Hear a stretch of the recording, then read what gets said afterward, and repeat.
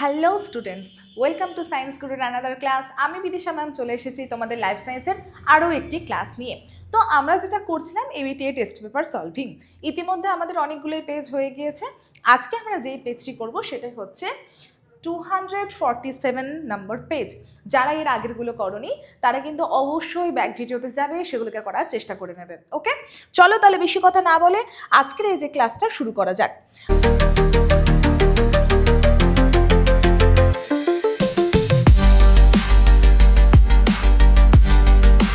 প্রথমে আসছি আমাদের এমসিকিউ এ। কি বলছে দেখো, প্রথমে বলছে সূর্য শিশির উদ্ভিদের পাতার কোষিকাগুলি পতঙ্গের সংস্পর্শে এলে সঙ্গে সঙ্গে বেঁকে গিয়ে পতঙ্গকে আবদ্ধ করে চলনে। তা হলো, আচ্ছা কি বলছে দেখো, পতঙ্গের সংস্পর্শে এলে কে আসছে? সূর্য শিশির উদ্ভিদ। পতঙ্গের সংস্পর্শে এসে এটা করবে কি? এটি পতঙ্গের দেহের যে নাইট্রোজেন, সেই নাইট্রোজেনটাকে গ্রহণ করবে। তাহলে এখান থেকে আমরা বলতে পারি কি এটি এক ধরনের কিরকম চলন? এটি এক ধরনের কেমোন্যাস্টিক চলন। তাহলে অ্যান্সার কি হলো? অ্যান্সার চলে হলো খ, কেমোন্যাস্টিক চলন। নেক্সট বলছে ফল পাকানোর জন্য যে হরমোন স্প্রে করা হয়, অক্সিন না?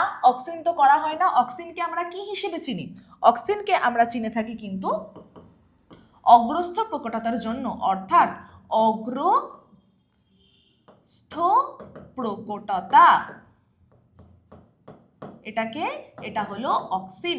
তারপর কি বলছে দেখো, তারপর অক্সিনের পাশে বলছে ফ্লোরিজেন।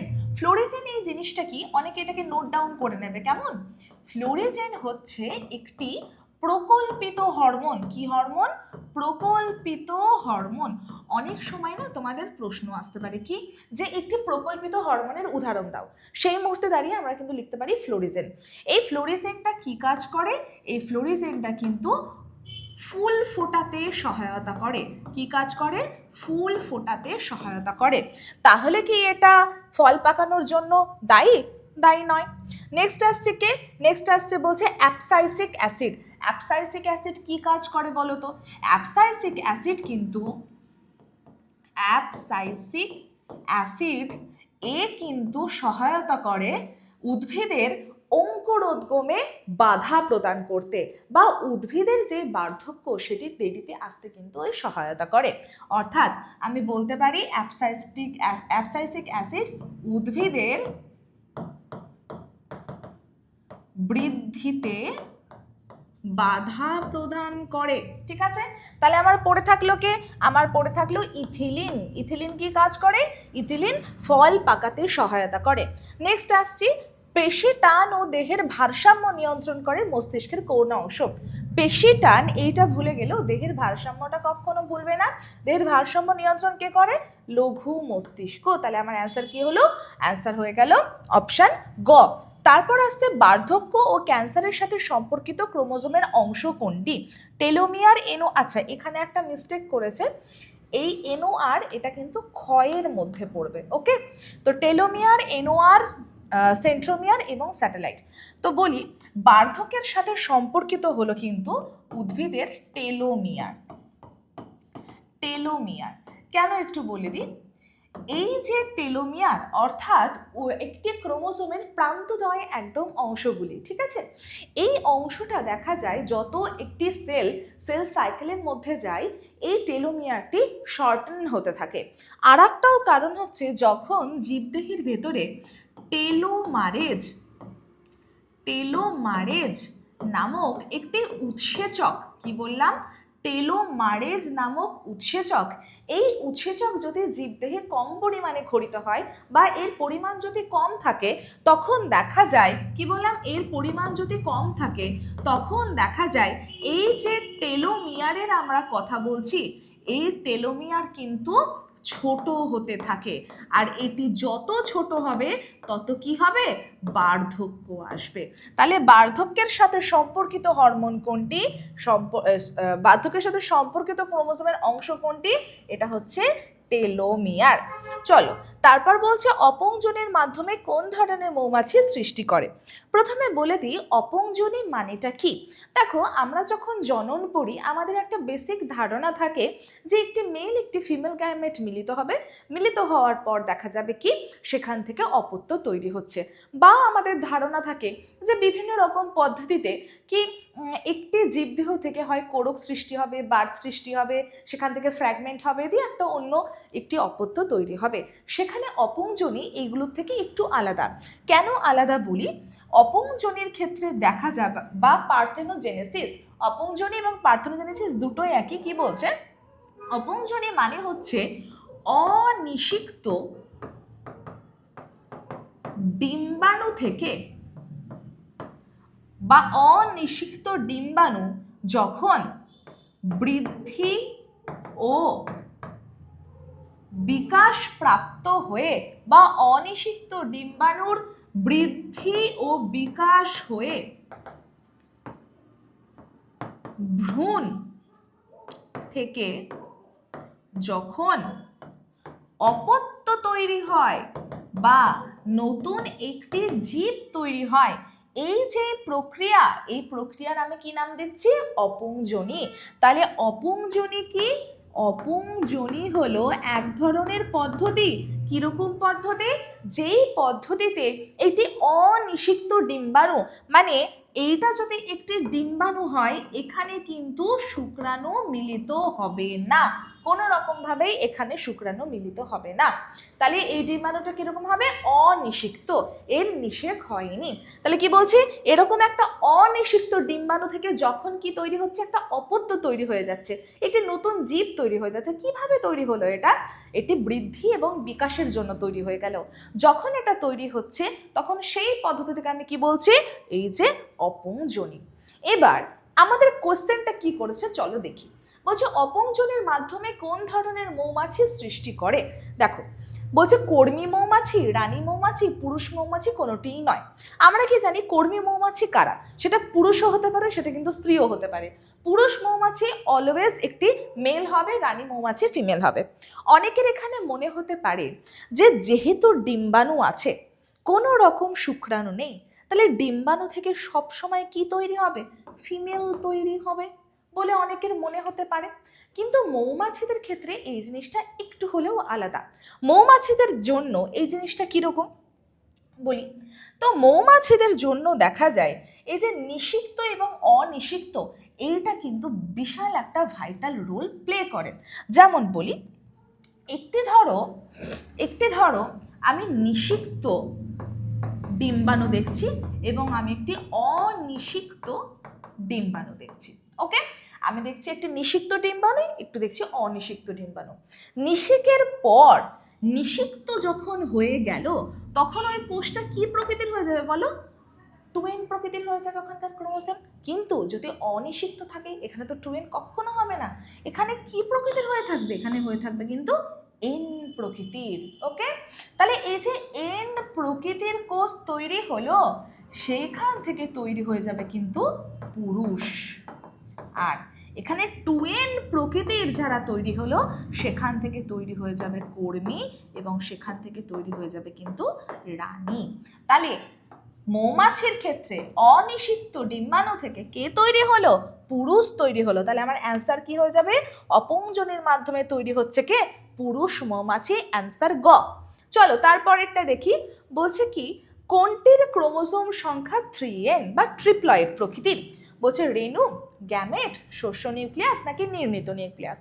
আমরা কি জানি, আমরা জানি একটি নির্ণিত নিউক্লিয়াস 2n প্রকৃতির হয়। কি বললাম, একটি নির্ণিত নিউক্লিয়াস 2n প্রকৃতির হয়।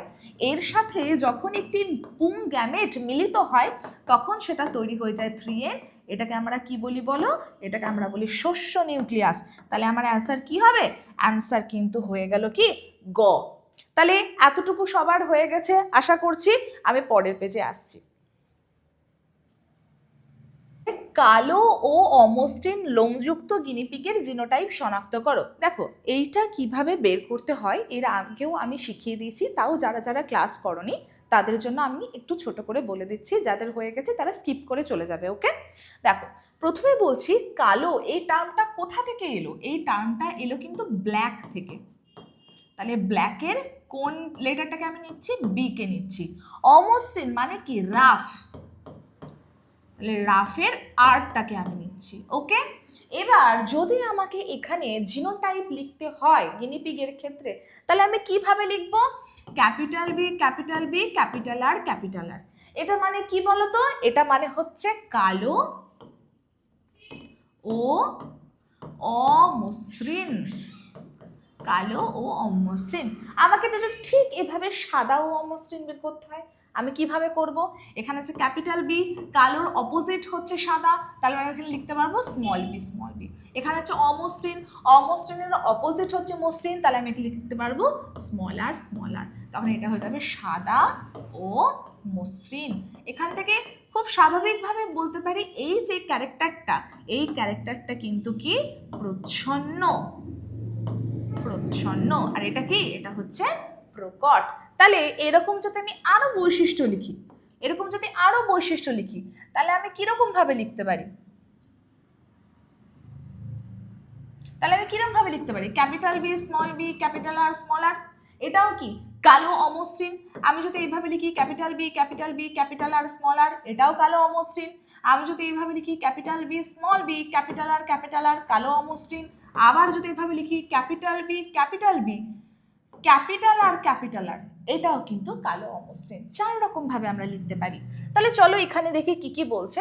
বলছে capital B, small B, capital R, small R, এটা কি কালো এবং অমসৃণ? দেখো অবশ্যই বি মানে ব্ল্যাক আর আর মানে হচ্ছে কালো। হ্যাঁ, কালো অমসৃণ। পাশেটা দেখি, এটাও হচ্ছে কালো, এটাও হচ্ছে অমসৃণ গেল। এটা কি? সাদা। আর এটা কি? মসৃণ। স্মল বি মানে কি শেখালাম এক্ষুনি? স্মল বি মানে হচ্ছে সাদা, আর পাশেরটা কি? পাশেরটা হচ্ছে কিন্তু অমসৃণ। কাজে এখানে একটা সেট দিয়ে দিয়েছে, যে সেটটা কিন্তু আমাদের এইটাকে ফলো করছে না, কাজে এটা বাদ। এটা মানে কি? হ্যাঁ কালো, কিন্তু পাশের স্মল আর মানে কি বলো? স্মল আর মানে হচ্ছে কিন্তু মসৃণ, তাহলে এটাও বাদ হয়ে গেল। এটা কি? সাদা, এটাও তাহলে প্রথমেই বাদ হয়ে গেল। তাহলে পড়ে থাকলো কি? এইটা পড়ে থাকলো, অপশন এ বা অপশন ক। ওকে, চলো নেক্সট। নিচের কোন জোটটি সঠিক নয়? কি বলছে দেখি। আলফা থ্যালাসেমিয়া 16 নম্বর ক্রোমোজোম, ঠিক আছে। বিটা থ্যালাসেমিয়া 11 নম্বর ক্রোমোজোম, এটাও ঠিক আছে। ক্রিসমাস রোগ হিমোফিলিয়া বি, আমরা পড়েছিলাম যে ক্রিসমাস ফ্যাক্টর মানে 9th যেই ফ্যাক্টরটা আমাদের রক্ততঞ্চনের, সেখানে মিউটেশন হলে কিন্তু হিমোফিলিয়া বি রোগটি হয়, কাজে এটাও ঠিক। তারপর কি বলছে যে হিমোগ্লোবিনের গঠনগত ত্রুটি হিমোফিলিয়া, আচ্ছা এইটা ঠিক আছে, মানে এইটা হচ্ছে আমাদের ভুল, সঠিক নয়। কোনটা বলেছে? হিমোগ্লোবিনের গঠনগত ত্রুটি হচ্ছে হিমোফিলিয়া। এটা কি সত্য? সত্য তো নয়। কেন নয়? হিমোফিলিয়া যে রোগটা, সেখানে দেখা যায় রক্ততঞ্চন গঠন বা রক্ততঞ্চন হতে সহায়তা প্রদান করে এরকম কিছু ফ্যাক্টরে, যে 13টা ফ্যাক্টর ছিল, সেই ফ্যাক্টরগুলোর মধ্যে কারো যদি মিউটেশন হয়ে যায়, কেউ যদি ঠিকঠাক কাজ করতে না পারে, তাহলে রক্ত জমাট বাঁধবে না, সেই রোগটাই হচ্ছে কিন্তু হিমোফিলিয়া। আর যদি আমি এইটা পড়ি, যে এটা বলছে যে হিমোগ্লোবিনের গঠনগত ত্রুটি, এটা কোনটা বলো? এটা তো থ্যালাসেমিয়া, কাজেই এইটা হয়ে যাচ্ছে আমাদের ভুল। চলো তারপরের পয়েন্টে আসছি কি। দুটি শঙ্কর লম্বা মটর গাছের ইতর পরাগযোগে উৎপন্ন 100টি মটর বীজকে, তাহলে কি বললাম? আমাদেরকে কি নিতে বলেছে? প্রথমেই আমাদেরকে নিতে বলেছে দুটো শঙ্কর লম্বা মটর গাছের ইতর পরাগযোগ ঘটানো হলো। আচ্ছা বেশ, ঘটানো হলো। 100টি মটর বীজকে, এখানে আমি কি নিলাম? 100টি মটর বীজ পাওয়া গেল, ঠিক আছে, মটর বীজ পাওয়া গেল, ঠিক আছে। অঙ্কুরোদ্গম ঘটালে কতগুলি শঙ্কর লম্বা মটর গাছ পাওয়া যাবে? দেখো, যে কোনো উদ্ভিদের যদি আমরা শঙ্করায়ন ঘটাই, তাহলে সেক্ষেত্রে দেখা যাবে ওই শঙ্করায়নে প্রথমে বীজটাই তৈরি হচ্ছে, যেই বীজ থেকে কিন্তু উদ্ভিদ তৈরি হচ্ছে। কাজেই এইখানে আমি যদি এদের ক্রস করাই, আমি কি পাবো বলো তো?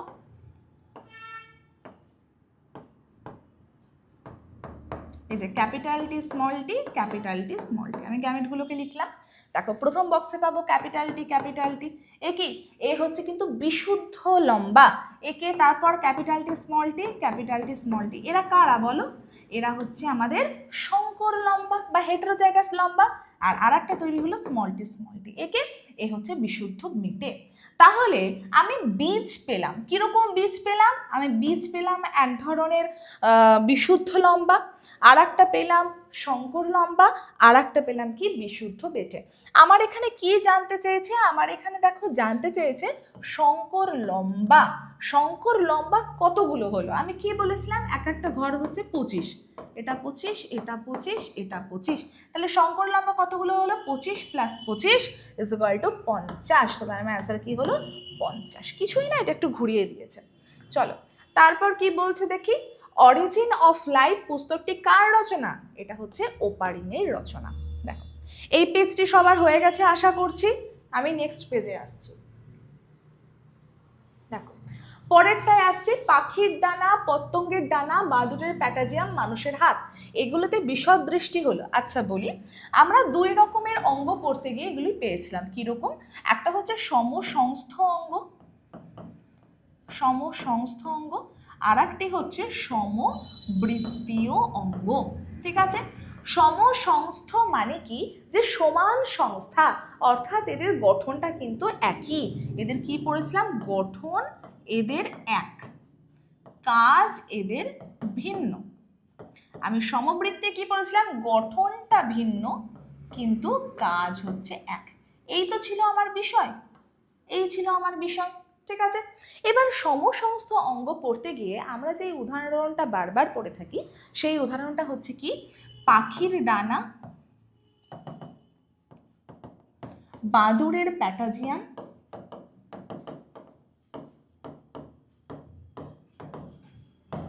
মানুষের হাত, আমি শুধু হাত লিখলাম, তারপর হচ্ছে বাঘের থাবা, ঘোড়ার অগ্রপথ ইত্যাদি। তো এখানে দেখো পাখির ডানা, বাদুড়ের প্যাটাজিয়াম, মানুষের হাত, এই তিনটেই কি? সমসংস্থ অঙ্গ। কিন্তু অপরদিকে যে পড়ে থাকলো কি? যে পড়ে থাকলো পতঙ্গের ডানা, সে কিন্তু আবার চলে যাচ্ছে সমবৃত্তীয় অঙ্গে। কার সাথে? পাখির ডানার সাথে। তাহলে এক্ষেত্রে আমার অ্যান্সার কি হবে বলো? আমার অ্যান্সার হবে পতঙ্গের ডানা। কেমন? চলো পরেরটায় আসছি। বলছে বিদেশ থেকে আসা পার্থেনিয়াম, মানে ধরো আমি এরকম একটা জায়গা কল্পনা করছি, যে জায়গাতে আমাদের অনেকগুলো বিরুৎ জাতীয় উদ্ভিদ আছে। ঠিক আছে? এখানটায় আমি কি নিয়ে আসছি? এখান থেকে আমি বিদেশ থেকে নিয়ে আসছি পার্থেনিয়াম। আর এগুলো কি? এগুলো হচ্ছে আমাদের দেশীয় কিছু উদ্ভিদ। ঠিক আছে? এবার বলছে পার্থেনিয়াম বংশবিস্তার দ্রুত দ্রুত ঘটায়। দেখবে বাড়ির আশেপাশে বা নালার পাশে দেখবে পার্থেনিয়াম, তুমি আজকে দেখলে একটা আছে, এক সপ্তাহ পর যাবে দেখবে সেখানে অনেকগুলো হয়ে গেছে। সত্যি এরা দ্রুত, খুবই দ্রুত বংশ বিস্তার করে। তাহলে এরা দ্রুত বংশ বিস্তার করছে। ঠিক আছে?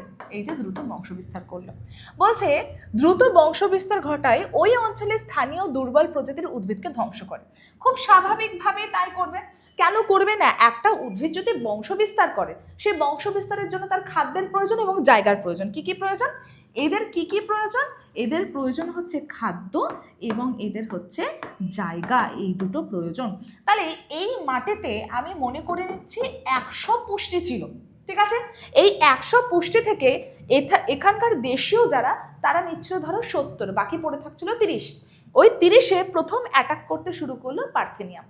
তারপর 30 খেয়ে ওদের পেট ভরলো না, এবার ওরা 30-এর পর 50, 70, 100 গোটাটাকেই খেতে শুরু করলো। তাহলে কি এরা আর খাবার পাবে? পাবে না। এরা যদি বংশ বিস্তার করতে শুরু করে, এরা কি আর জায়গা পাবে? এরা তো আর জায়গা পাবে না। তাহলে যদি এরকম হয়, তাহলে কি হবে? এদের ভেতরে একটা ফাইট শুরু হবে, সংগ্রাম শুরু হবে। এটা কি একই প্রজাতি? না, ভিন্ন প্রজাতি। এরকম যদি ভিন্ন প্রজাতির মধ্যে সংগ্রাম শুরু হয়, তখন আমরা এই জাতীয় সংগ্রামকে কি বলি বলো? আন্তঃপ্রজাতি সংগ্রাম। এরকম সংগ্রামকে আমরা কি বলে থাকি? আন্তঃপ্রজাতি সংগ্রাম। অ্যান্সার কি হবে? এই যে খ, আন্তঃপ্রজাতি সংগ্রাম। যেমন ধরো একটি বাঘ এবং একটি হরিণের ভিতরে সংগ্রাম, ঠিক তেমন। আচ্ছা তারপরে আসছি, সিউডোমোনাস জীবাণুটি নাইট্রোজেন চক্রের কোন ধাপের সাথে যুক্ত?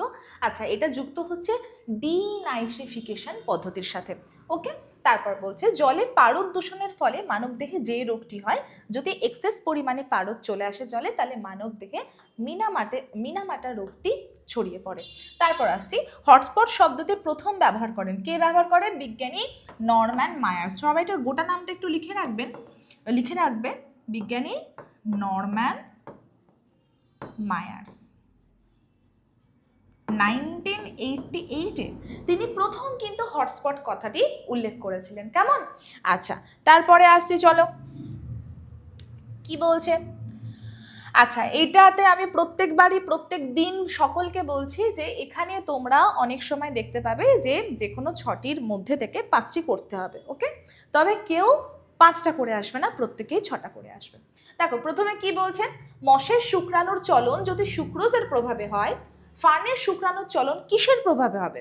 এটি হবে কার প্রভাবে? ম্যালিক অ্যাসিডের প্রভাবে। কার প্রভাবে? ম্যালিক অ্যাসিডের প্রভাবে। হলো। তারপর ডাবের জলে উপস্থিত হরমোন কি? ডাবের জলে উপস্থিত হরমোন কি বলো? সাইটোকাইনিন। সাইটোকাইনিন। এখান থেকে আরেকটাও প্রশ্ন আসে, অনেক সময় বলে এই যে টমেটোর যে তরলটা থাকে, দেখবি টমেটো কাটলে না ভেতরে কেমন একটা জেলির মতো তরল পদার্থ থাকে, ওটার ভেতরেও কিন্তু সাইটোকাইনিন থাকে, ঠিক আছে? আচ্ছা, অক্ষিগোলকের লেন্স ও রেটিনার অন্তর্বর্তী প্রকোষ্ঠে অবস্থিত তরলটির কাজ বলি। আমি মনে করে নিচ্ছি, আমি সাপোজ মনে করে নিলাম কি এইটা আমার চোখের একটা গঠন, ঠিক আছে? আমি এখানে ফুলফিল আঁকছি না গোটাটা, আমি শুধুমাত্র বোঝানোর জন্য যতটা প্রয়োজন ততটা আঁকছি। এই যে ধরো আমি মনে করলাম চোখের একটি গঠন, এই গঠনে দেখা যায় এই জায়গাতে থাকে হচ্ছে কি লেন্স, আর তার সামনে থাকে এরমভাবে একটা বিবর্ধিত একটা অংশ। তো এইটাকে টোটালটাকে যদি আমি একটা অংশ ধরি, সেই অংশটাকে আমাদের বইয়ে বা আমাদের পড়ার সুবিধার জন্য 6টা ভাগে ভাগ করা হয়, ঠিক আছে? 6টা ভাগে ভাগ করা হয়।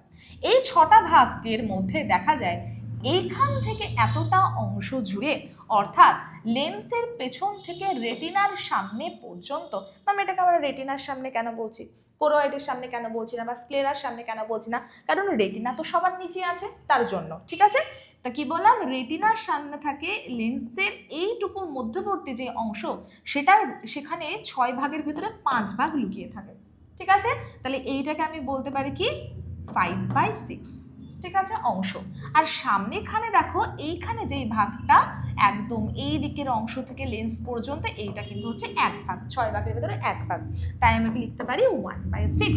তো চোখের ভেতরে এই 5/6 অংশ জুড়ে থাকে কিন্তু ভিট্রিয়াস হিউমার।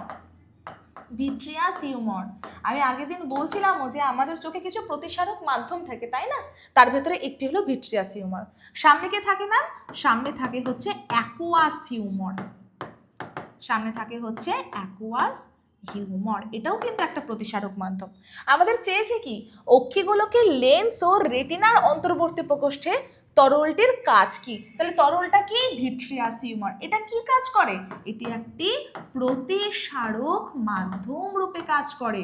এটি একটি প্রতিসারক মাধ্যম রূপে কাজ করে। হলো?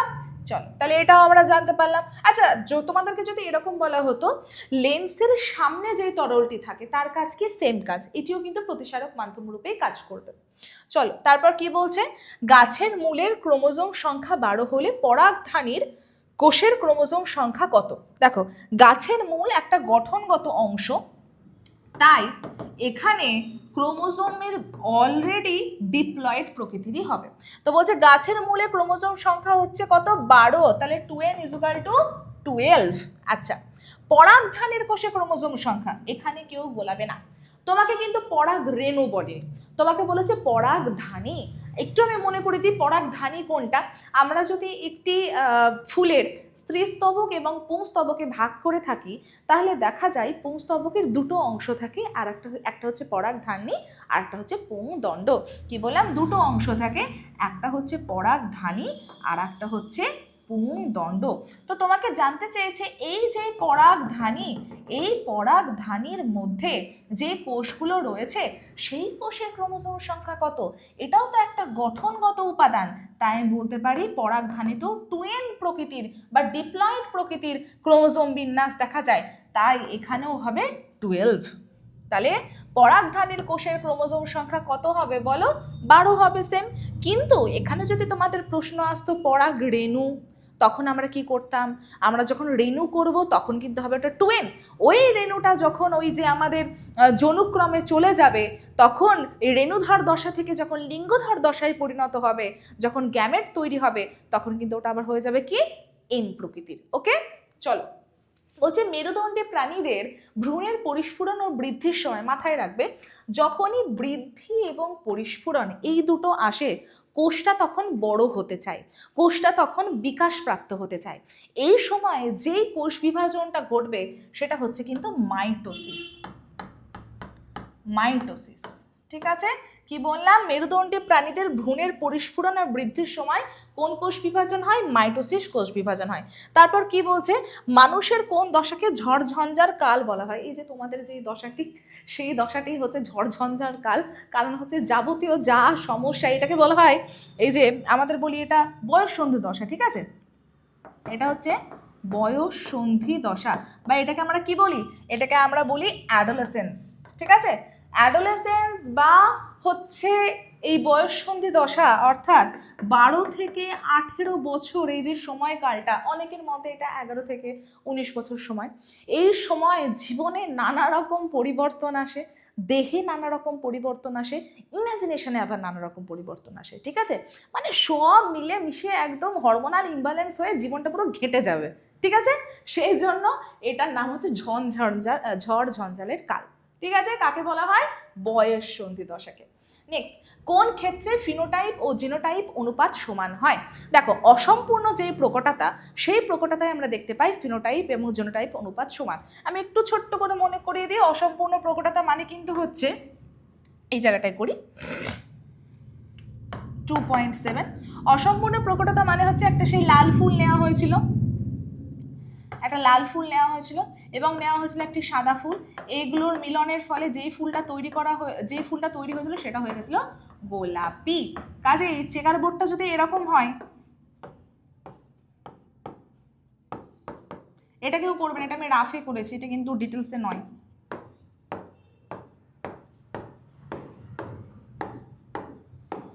তাহলে চেকার বোর্ডটা যদি এরকম হয়, আমি এখানে জিনোটাইপ কি পাবো?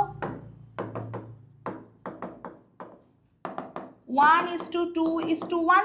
এবার আমি এখানে ফিনোটাইপ কি পাবো? লাল ইস্টু গোলাপি ইস্টু সাদা, লাল ইস্টু গোলাপি ইস্টু সাদা। তো লাল কটা? একটা। গোলাপি কটা? দুটো। আর সাদা কটা? একটা। তাহলে কি ফিনোটাইপ আর জিনোটাইপ অনুপাত 1। কোথায় আমরা দেখতে পাবো? অসম্পূর্ণ প্রকটতার ক্ষেত্রে। তারপরে বলছে capital A small A, capital B small B থেকে কতগুলি গ্যামেট উৎপন্ন হবে? তো দেখি কতগুলি গ্যামেট আমরা উৎপন্ন করতে পারবো। দেখো কি, ফার্স্ট আমি এ গুলোকে লিখে নিচ্ছি, ওকে? দেখো, তার পাশে আমি যোগ করব, এই হলো একটা। আচ্ছা, আমি এইটা ফার্স্টে লিখে দিলাম, এইগুলোকে ডিভাইড করলাম, তার সাথে যুক্ত করলাম এই বি। আবার আমি এইগুলোকে ডিভাইড করছি, এবার যুক্ত করব এই বিটা। তাহলে কতগুলো গ্যামেট পেলাম? আমি 4 প্রকারের গ্যামেট পেলাম। অ্যান্সার কি হয়ে যাবে? 4। অ্যান্সার কত হলো? 4। চলো, আশা করছি এই পেজটা সবার হয়ে গিয়েছে। আমি পরের পেজে যাই, চলো। নেক্সট আমাদের ফেভারিট জায়গা, এখানে আমাদেরকে করতে হবে কি? এখানে আমাদেরকে কিন্তু করতে হবে ম্যাচিং। এবার আসছি ম্যাচিং। আমি প্রত্যেককে বলছি যে এই ম্যাচিংগুলো করার সময় কারো যদি এইটুকু মাথায় থাকে কোনটা কোন চ্যাপ্টারের, সেই কিন্তু ম্যাচিংটা করতে পারবে। আর এই পেজটার একটা বিশেষত্ব, দেখো এখানেও 5টা আছে, সরি এখানেও 6টা আছে, এখানেও 6টা আছে, ঠিক আছে? একটা করলে আর একটা হয়ে যাবে, লাস্টে গিয়ে আমাদেরকে আর ভাবতে হবে না। কি বলছে? লাল বর্ণান্ধতা মানে কি? প্রোটানোপিয়া। কার্ল ভন ফিশ কি করেছিলেন? মৌমাছিদের যে নৃত্য, সে নৃত্য নিয়ে তিনি পর্যবেক্ষণ করেছিলেন, অর্থাৎ মৌমাছির নৃত্যের ভাষা তিনি পর্যবেক্ষণ করেছিলেন। শ্বাসমূল কি হবে? লবণাম্ব অভিযোজন, লবণাম্ব জাতীয় পরিবেশে শ্বাসমূল আমরা দেখতে পাই। তারপর আসছে গ্রাফটিং। গ্রাফটিংয়ে আমরা কি দেখতে পাবো? স্টক ও শিয়নকে আমরা দেখতে পাবো। জলাভূমি, জলাভূমি কি কাজ করবে? জলের পুনর্নবীকরণ ঘটাবে। এসপিএম কোথায় পাবো আমরা? বায়ু দূষণের মধ্যে পাবো, সাসপেন্ডেড পার্টিকুলেট ম্যাটার। চলো, এরপরে আসছি আমি কি আমাদের বিভিন্ন রকম প্রশ্নে। তো বলে দিই, এই যে প্রশ্নগুলো হয়, ঠিক আছে, অনেক রকমের প্রশ্ন আমরা এখানে পেতে পারি। এখানেও কিন্তু সে কেউ অপশন খুঁজতে যাবে না। দেখো প্রথমে কি বলছে? Fight or flight. খুব সুন্দর প্রশ্ন। ফাইট অর ফ্লাইট নির্দেশ আসে পিটুইটারি থেকে। সুন্দর প্রশ্ন এবং বিতর্কমূলক প্রশ্ন। কেন বলি? ফাইট অর ফ্লাইট, হয় তুমি লড়াই করো, নইলে তুমি পালিয়ে যাও, ঠিক আছে? এইটা কে নির্দেশ করবে? যখন আমি কোনো বিপদমূলক সিচুয়েশনে পড়বো তখন। তার মানে এটা কোন গ্রন্থি দ্বারা নিয়ন্ত্রিত হবে বলতো? আপাতকালীন হরমোন আমরা কাকে বলি? আপাতকালীন হরমোন আমরা আপাতকালীন গ্রন্থি বা আপাতকালীন হরমোন হচ্ছে অ্যাড্রিনালিন। অ্যাড্রিনালিন একে এ হচ্ছে আপাতকালীন হরমোন। তাহলে কোন গ্রন্থি এই নির্দেশটা করবে? অ্যাড্রিনাল গ্রন্থি করবে। কোন গ্রন্থি করবে? অ্যাড্রিনাল গ্রন্থি করবে। কিন্তু এখানে একটা বিতর্কমূলক একটা থিঙ্কিং আছে। কি বিতর্কমূলক থিঙ্কিং? বলছে কে, কোথা থেকে নির্দেশ আসে, এই নির্দেশটা কে প্রদান করে। এবার আসছি যে তখন অ্যাকচুয়াল ঘটনাটা কি আমি বলে দিই, তারপর তোমরা তোমাদের মতো অ্যান্সারটা তোমরা নিয়ে নেবে। ওকে, দেখো, যখন আমরা এরকম আপাতকালীন একটা সিচুয়েশনে পড়ি, অর্থাৎ আমাদের চোখের সামনে এখন কি দেখা দিচ্ছে? বিপদ দেখা দিচ্ছে। যখন আমরা এরকম বিপদমূলক একটা ঘটনাতে পড়ি, আমাদের বডির HPA অ্যাক্সিস এটা কিন্তু অ্যাক্টিভেট হয়ে যায়। কি হয়ে যায়? HPA Axis. এটা মানে কি ম্যাম? Hypothalamic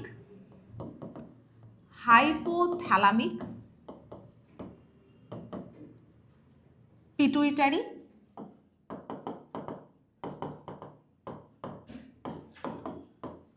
adrenal Axis. ঠিক আছে, কি বললাম? Hypothalamic pituitary adrenal Axis. এবার বিষয়টা হচ্ছে বিপদকালীন ঘটনা চলে আসার পর এই জায়গাটাতে হয়টা কি? এইখানটায় প্রথমেই ওপরে যে রয়েছে এই বিপদটা টার্গেট করে এই হাইপোথ্যালামিক অর্থাৎ হাইপোথ্যালামাসকে টার্গেট করলো। ঠিক আছে, হাইপোথ্যালামাস দেখছে আরে বাবারে আমার বডি এখন এমন একটা কন্ডিশনে আছে, একে তো বাঁচাতেই হবে। তখন ও কি করলো? তখন ও CRH বলে একটা হরমোন রিলিজ করলো। CRH মানে কি? CRH মানে হচ্ছে কর্টিকোট্রপিন রিলিজিং হরমোন। ঠিক আছে, কর্টিকোট্রপিন রিলিজিং হরমোন। এইবার এটা যাবে কোথায়? এইবার এটা চলে গেল পিটুইটারিতে। কোথায় গেল বলো? পিটুইটারিতে চলে গেল। পিটুইটারির তো দুটো প্রকোষ্ঠ ম্যাম, একটা হচ্ছে অগ্র, একটা হচ্ছে পশ্চাৎ। পিটুইটারির অগ্র প্রকোষ্ঠে গিয়ে ও অ্যাটাক করবে। অ্যাটাক করে কি বলছে? পিটুইটারি ওঠো, আমার দেহের এমন একটা সিচুয়েশন হয়ে গেছে যে সিচুয়েশনে দাঁড়িয়ে দেহটা খুব বিপদে পড়ে আছে, এমন কিছু ঘটনা তুমি ঘটাও যাতে দেহটা একটু হলেও কমফর্টে ফেরে। তখন পিটুইটারি কি করবে? ও এখান থেকে ACTH কে রিলিজ করে দেবে। বলছে দাঁড়াও, আমার এমন একটা ডিপার্টমেন্ট আছে যেই ডিপার্টমেন্টটা এই আপাতকালীন সিচুয়েশনটাকে রক্ষা করতে পারে, বা সেই সিচুয়েশনে দাঁড়িয়ে দেহের এমন কিছু পরিবর্তন করে দেবে যাতে আমার দেহটা ওই সিচুয়েশনের মধ্যে থেকে বেরিয়ে আসতে পারবে, বা ওই সিচুয়েশনের জন্য ওই বৈশিষ্ট্যগুলো কার্যকরী বা এফেক্টিভ হবে। কাকে রিলিজ করলো? ACTH। এই ACTH মানে কি? Adrenocorticotropic hormone. তাহলে এ যাবে কোথায়? এ যাবে হচ্ছে অ্যাড্রেনাল গ্রন্থির ওপর। অ্যাড্রেনাল গ্রন্থির ওপর। অ্যাড্রেনাল গ্রন্থির দুটো জায়গা থাকে বলতে পারি, একটা হচ্ছে মেডুলা, একটা হচ্ছে কর্টেক্স। তো এর যে কর্টেক্স, সেখান থেকে বেরিয়ে আসবে এবার কর্টিসল। এর মেডালা অংশগুলো থেকে এবার বেরিয়ে আসবে অ্যাড্রিনালিন, নর অ্যাড্রিনালিন, এই হরমোনগুলো বেরিয়ে আসবে। তাহলে কি কি বেরিয়ে আসলো অ্যাড্রিনাল গ্রন্থি থেকে? কর্টিসল বেরিয়ে এলো, অ্যাড্রিনালিন বেরিয়ে এলো। এবার এরা কি করবে আমরা কি জানি? এরা কি করে? ওই আপাতকালীন সিচুয়েশনে দাঁড়িয়ে তারারন্ধ্র প্রসারিত করে দেয়, দেহের BMRটাকে বাড়িয়ে দেয়, হার্ট রেটটাকে বাড়িয়ে দেয়, এই কাজগুলো করে। তাহলে এবার যদি আমাকে কেউ প্রশ্ন করে যে ম্যাম আপনি এবার বলুন যে এটার আসল উত্তরটা কি, কেউ যদি লিখে থাকো যে অ্যাড্রিনাল গ্রন্থির জন্য হয়, অর্থাৎ এটা ভুল, পিটুইটারি থেকে আসে না, নাম্বার তাকে দেওয়া উচিত। কেউ যদি মনে করো যে পিটুইটারি থেকে আসে, তাও কিন্তু এটা ঠিক, অবশ্যই ঠিক, কারণ পিটুইটারি থেকে তো ACTH বেরোচ্ছে। কারো যদি আবার এটা মনে হয় যে অ্যাকচুয়ালি তো হাইপোথ্যালামাস কাজ করছে, তাহলে এটা কি করব? তাহলে তো এটা ভুল, তাহলে এটাকে আমি মিথ্যা করে দেবো, তাহলেও এখানে নাম্বার দেওয়া উচিত। এখানে একটু আমিও অসহায়, আমি এই জায়গাটাতে বলবো যে পিটুইটারি দিয়েছে, এটাকেই আমরা সুপ্রিম কমান্ডার বলছি। তো এটা তোমরা সত্যই করে দিও, ওকে? এটা তোমরা কি করবে, সত্য। আমি এখানে রাইট দিলাম, তোমরা এখানে সত্য লিখবে, যদি মিথ্যা হয় মিথ্যা লিখবে, কেমন? চলো নেক্সট বলছে পায়রার রেমিজেসের সংখ্যা 12টি। কখনোই না। রেমিজেসের সংখ্যা কটি? রেমিজেস হচ্ছে 23 এবং রেক্টেসেস হচ্ছে 12। রেক্টেসেস হচ্ছে কত? 12। এটা একটা গেল। চলো নেক্সট আসছে ফার্নের যৌনক্রমে নিরুদ্ধার দশা ডিপ্লয়। আচ্ছা এটা বলে দিই, এটা হয়ে যাবে মিথ্যা, আমি এটা ক্রস করে দিলাম, এটা হয়ে গেল মিথ্যা, ঠিক আছে? তারপর ফার্নের যৌনক্রমে রেণুধর দশাটি ডিপ্লয়েড প্রকৃতির হয়, ডিপ্লয়েড প্রকৃতির, এবং এটি সত্য কথা। আচ্ছা রোলার জীব অটোজোমাল প্রকট জিন দ্বারা নিয়ন্ত্রিত হয়। দেখা যায় বেশিরভাগ মানুষই 60 থেকে 80% মানুষ তাদের জীবটাকে রোল করতে পারে, ঠিক আছে? এটা কি? এটা অটোজোম দ্বারা বাহিত হয়, 8 নম্বর অটোজোম দ্বারা, এবং এটি হচ্ছে প্রকট জিন দ্বারা বাহিত হয়, ঠিক আছে? তাহলে এটা কি? এটাও হলো সত্য, এটা হলো সত্য। এবার হচ্ছে মানুষের অ্যাপেন্ডিক্স হলো একটি লুপ্তপ্রায় অঙ্গ। অনেকের মনে হতে পারে ম্যাম এটা তো ভুল, লুপ্তপ্রায় অঙ্গ তো নয়, এটা তো নিষ্ক্রিয় অঙ্গ। তবে দুটোরই ইংলিশ নাম হচ্ছে ভেস্টিজিয়াল অর্গান, তো এটাকে আমরা লুপ্তপ্রায় অঙ্গ বলতে পারি, ওকে? আচ্ছা ম্যাম এটা কি তাহলে বিতর্কমূলক? অ্যাকচুয়ালি আমরা তো এক একজন এক একটা টার্ম বলি, এটা যদি তোমরা সত্য করো তাহলে এখানে কাটার কোনো জায়গা নেই, ওকে? চলো তাহলে মানুষের অ্যাপেন্ডিক্স হলো একটি লুপ্তপ্রায় অঙ্গ বা একটি নিষ্ক্রিয় অঙ্গ। তারপর ঝাড়গ্রামে অবস্থিত আরাবাড়ি জঙ্গল পিবিআর এর জন্য বিখ্যাত না। আরাবাড়ি যে জঙ্গল কিসের জন্য বিখ্যাত? এটা কিন্তু JFR এটার জন্য কিন্তু বিখ্যাত। তাহলে এটা কি? এটা হয়ে গেল ভুল, বোঝা গেল? চলো নেক্সট কি বলছে, নেক্সট আমাদের করতে দিয়েছে শূন্যস্থান পূরণ।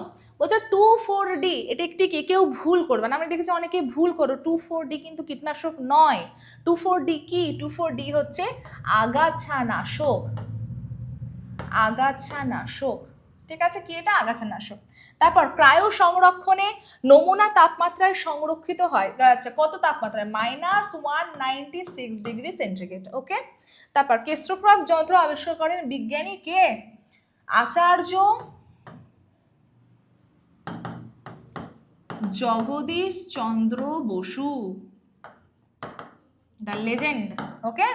তারপর ড্যাশ পদ্ধতিতে ইস্ট অঙ্গজ জনন সম্পন্ন করে। কোন পদ্ধতিতে ইস্ট অঙ্গজ জনন সম্পন্ন করে বলো? ইস্ট কিন্তু সম্পন্ন করে কোরকোদ্গমের মাধ্যমে। কার মাধ্যমে? কোরকোদ্গমের মাধ্যমে, কোরকোদ্গমের মাধ্যমে।